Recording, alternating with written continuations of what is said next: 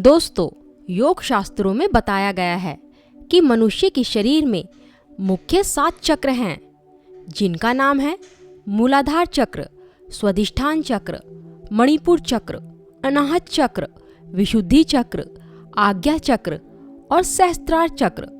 दोस्तों, इन 7 चक्रों के एक्टिवेट होने से मनुष्य को शक्ति और सिद्धियों का ज्ञान प्राप्त होता है। ऐसा कहा जाता है कि ऐसा व्यक्ति भूत और भविष्य के बारे में बहुत अच्छी तरह से जानने लगता है। दोस्तों, समय समय पर चक्रों वाले स्थान पर ध्यान दिया जाए तो मानसिक स्वास्थ्य और मजबूती के साथ ही सिद्धियां प्राप्त की जा सकती हैं। मूलाधार चक्र यह शरीर का पहला चक्र है। गूदा और लिंग के बीच में 4 पंखुड़ियों वाला यह जड़ चक्र है। 99% लोगों की चेतना इसी चक्र पर अटकी रहती है। जो लोग इस चक्र पर रहते हैं उनके जीवन में केवल भोग, संभोग, खाना पीना और निद्रा ही सब कुछ है। उनकी ऊर्जा इसी चक्र के आसपास इकट्ठा रहती है और वो इसी चक्र में रहकर मर जाते हैं।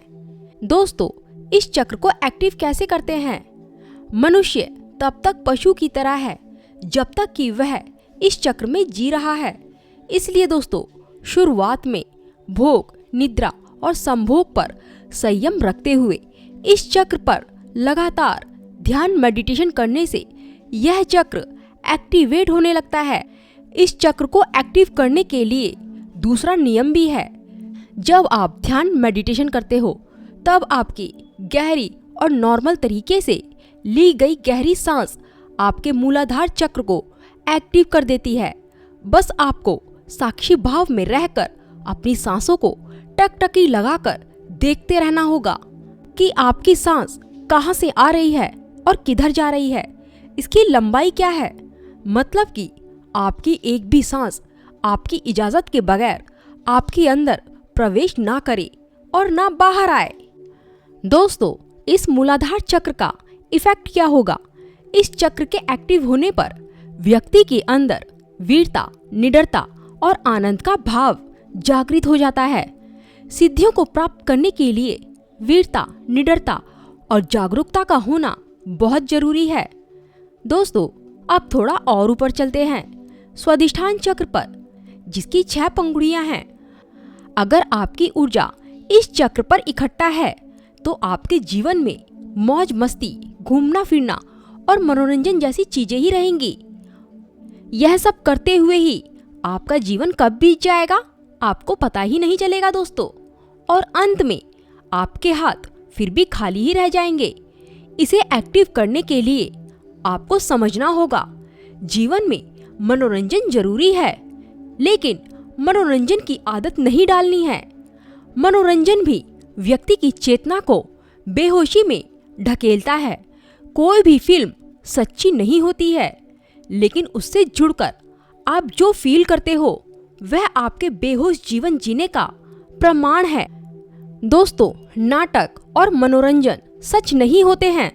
अगर ये चक्र एक्टिव हो जाए तो आपके अंदर से क्रूरता, गर्व, आलस्य, अवज्ञा, अविश्वास वगैरह वगैरह आदि दुर्गुणों का नाश हो जाता है। सिद्धियां प्राप्त करने के लिए ये जरूरी है। अगर ये सारे दुर्गुण समाप्त हो जाते हैं तभी आप सिद्धियों के लायक बनते हो। दोस्तों, अब स्वादिष्ठान चक्र से थोड़ा और ऊपर चलते हैं मणिपुर चक्र में, जो नाभि के पास में होता है, जो 10 पंखुड़ियों से युक्त है। जिस भी व्यक्ति की चेतना यहाँ पर इकट्ठा है उसे काम करने की धुन सी रहती है। ऐसे लोगों को कर्म योगी कहते हैं। ये लोग दुनिया का हर काम करने के लिए तैयार रहते हैं। इस चक्र को एक्टिव करने के लिए आपको नाभि तक सांस लेनी होगी। इस चक्र के एक्टिव होने से इच्छा, चुगली, ईर्ष्या, लज्जा, भय, घृणा, मोह इन सभी का नाश हो जाता है। यह चक्र मूल रूप से आत्मशक्ति प्रदान करता है। दोस्तों, सिद्धियां प्राप्त करने के लिए आत्मवान होना जरूरी है। आत्मवान होने के लिए यह अनुभव करना जरूरी है कि आप शरीर नहीं हैं, आत्मा है।